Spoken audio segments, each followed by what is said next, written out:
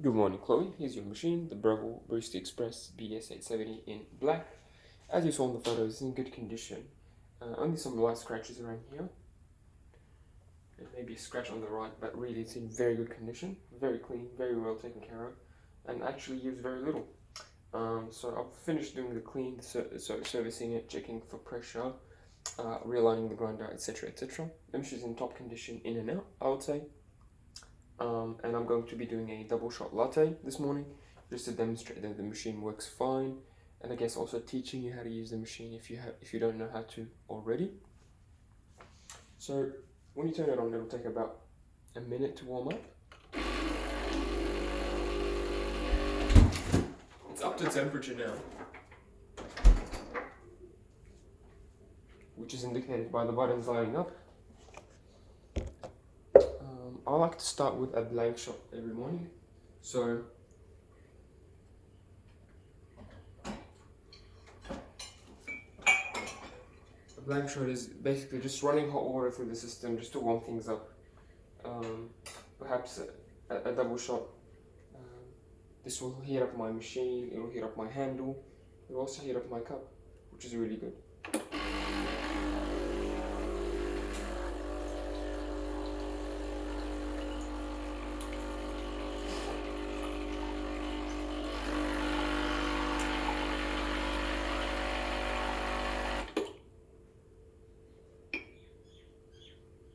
You can do this once or twice, up to you really.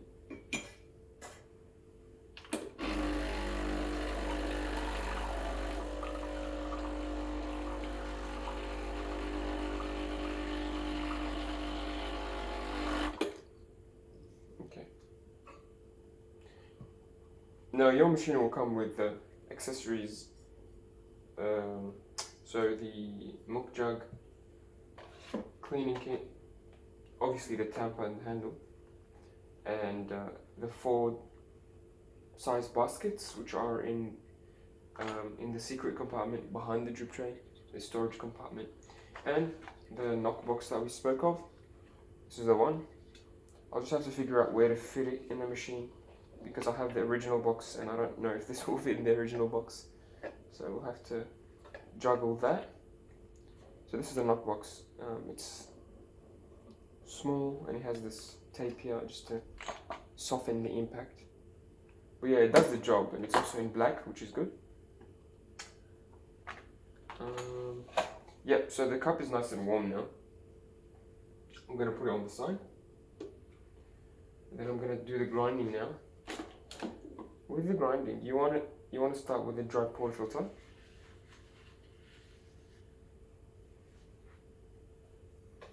And I'm going to be using a scale to measure the amount, the grind amount.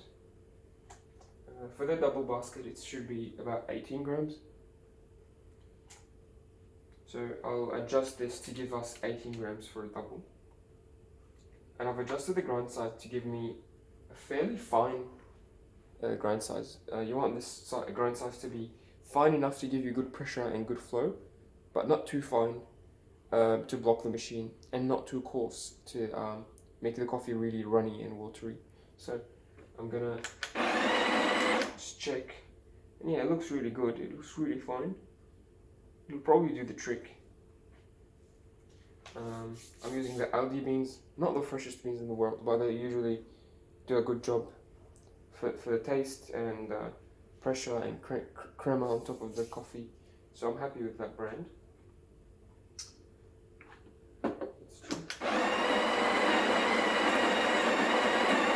You can choose the single or the double selection. I like to keep it on single and do it twice, just because I can check it halfway, make sure everything's on track. So this is 8.6. So I'll increase it to 1 o'clock position and see how much that gives us. But I'm just going to quickly add a little bit.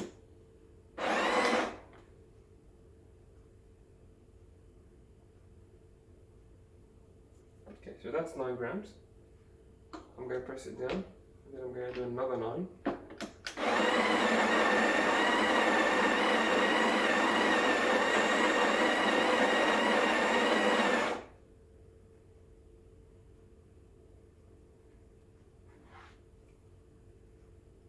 flatten it a little bit with my palm.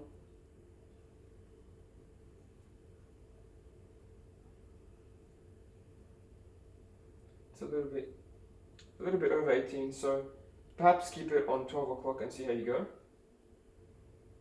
It should give you fairly consistent amount every time. So yeah, you only need to adjust this and this every time you change your beans. For example, it's like a set and forget amount. Sorry, it's a set and forget setting. So I wouldn't weigh the dose every single day. Some people like to weigh it every time. I only weigh when I change my beans or get a new bag of beans. You want to tamp it nice and firmly. Apply even pressure. And if you don't have a scale, you can just check the depth of the tamper after you tamp the coffee. So I've pressed it down now, and the tamper went as deep as this silver cap right here, which indicates to me that this is about 18 grams. So this is the depth the tamper goes to if you have 18 grams, approximately. Cool. So I'm going to clean the edges here. I'm going to screw it in to at least 6 o'clock. You can push it all the way to 5 o'clock, but I wouldn't force it. Not necessary to be really tight. But if it is really hard to squeeze in, that means you have too much coffee. But in this case, we have 18 grams, so that's appropriate. It's at 6 o'clock position, it should be fine. If in the future, in the next 2-3 years, it starts leaking from around, just make it a little bit tighter. Okay, so here's my mug here, nice and hot. I'm gonna dump the hot water. And also you can fill hot water, for example, for long black coffee or brewing tea. You can get hot water from the hot water tap here.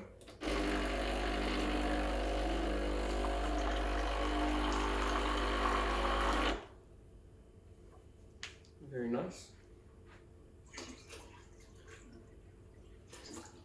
Just gonna add a little bit.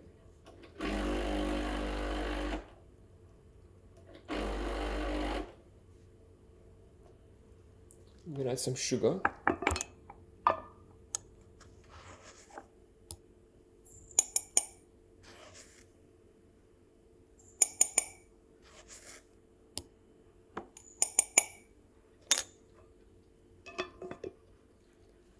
Okay.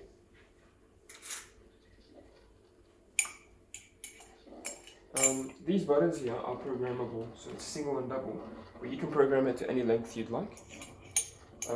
It's quite easy to program. You just grind your coffee, prepare your coffee and put the handle, and then make a coffee, and stop it when you're happy with the amount. So I'm going to use the scale to confirm that I have the correct amount. Usually for double shot, it's double of the insertion, double of what goes in. So we put 18 in, we want to get 36 out. So I'm going to aim for about 35 to 40 out. And then use the scale to confirm. Again, if you don't have a scale, you can just learn what 35 is by eye. It's usually about this much in the mug, very small. 35 milliliters or 35 grams, same thing.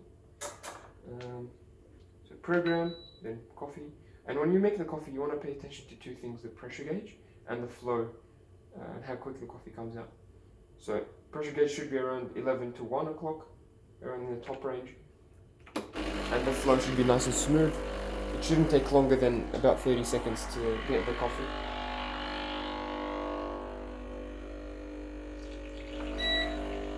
Very nice, very smooth. Pressure is at 1 o'clock. I don't know if you can see the coffee, but it's a very nice flow, almost like warm honey. I'm going to stop it when I think it's about 40 grams. Right there. So that was 20 seconds. Not too bad, not too bad.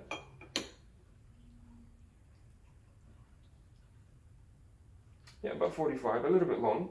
So I might, in this case, change my beans because they're quite old. They've been opened maybe 2-3 weeks ago. Usually with freshly roasted beans, the pressure goes much higher and the flow is slower for any given grind size. I'll repeat. Fresh beans don't need to be ground as fine to give you good pressure. But anyway, on these beans, I'll probably try grind size number 5. I'll usually go one step finer and then try again. I wouldn't change the grind size all the way to 1. Actually, it might damage your machine to change the grind size all the way to 1, because I've realigned the grinder blades so that they're closer together to give you a finer grind. So I would increase it by 1 or 2 maximum. For example, I wouldn't go lower than 4 or 3. Especially as I've just readjusted the grinder burrs. So yeah, it was just a little bit too runny at number 6. I might make it number 5. Try again. If that's too runny, number 4 surely will do the trick. But yeah, it's a very, very good shot. Actually, I'm happy with it. It looks great and it tastes, it smells really good. But I'll be making a full latte, so I'm gonna be steaming some milk now. Here's your milk jug. I'm gonna be using a separate milk jug. You want to fill the jug about halfway, so just below the spout line. You want to be using cold milk. Usually cold milk is better to work with.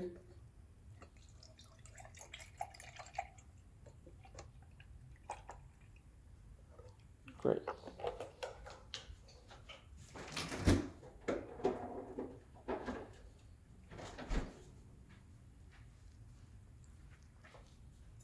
Okay, let's do some steaming now.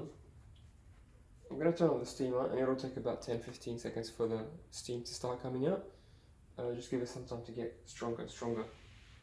The technique I'll be using is putting the jug at an angle, bringing the wand close to the edge of the jug to sort of like spin it in a vortex, and also trying to keep the steam tip close to the surface of the milk.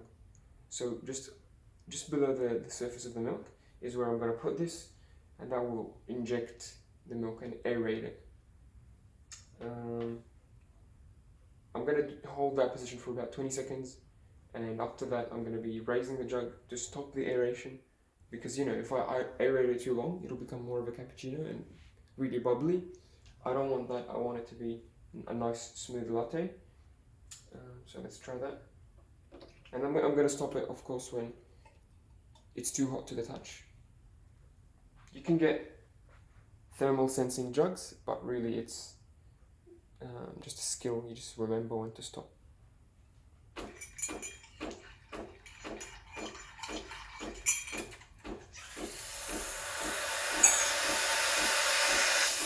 There we go, that's about full pressure.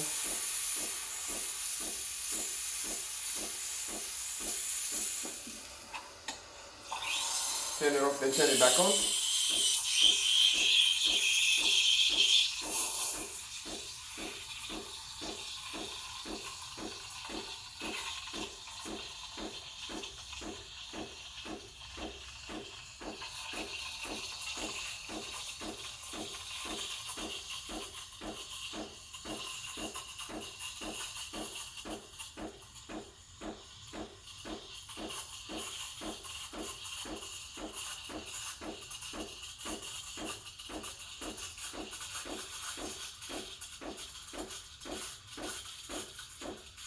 Then I'm going to raise it, and now I've stopped the aeration.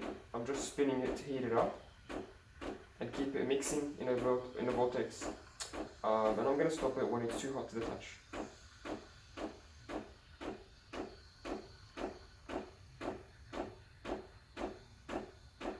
So when I can't touch it for more than, say, half a second, I'll stop it. And really important, after you're done, take it out and purge it one time, just to clean it from any stuck milk, and then wipe it with a wet cloth.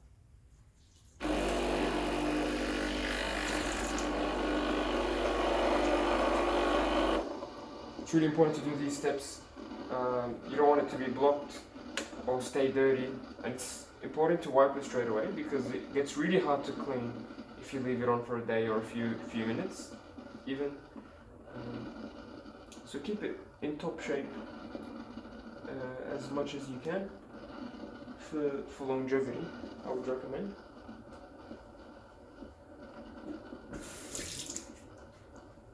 And I forgot to say, for your coffee, after you knock it in your knocker box,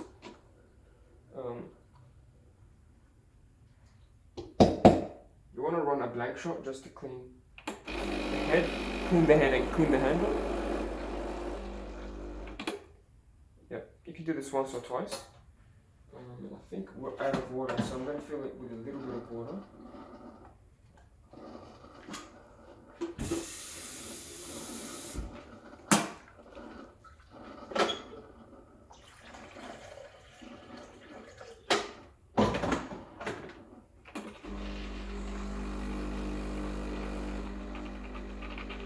Just a rinse.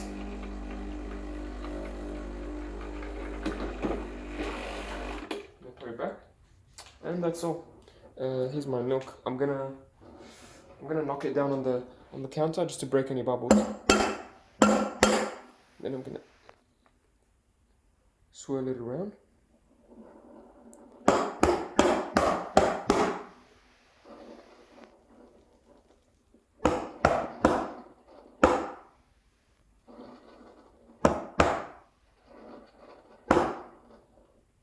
It's very nice, very smooth.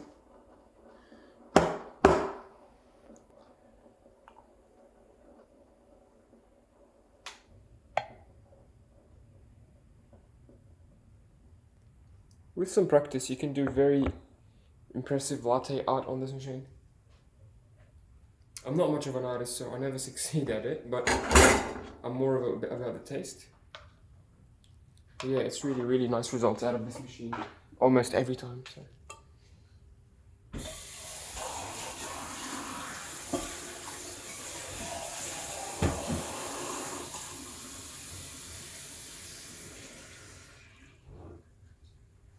Here's the coffee that I made.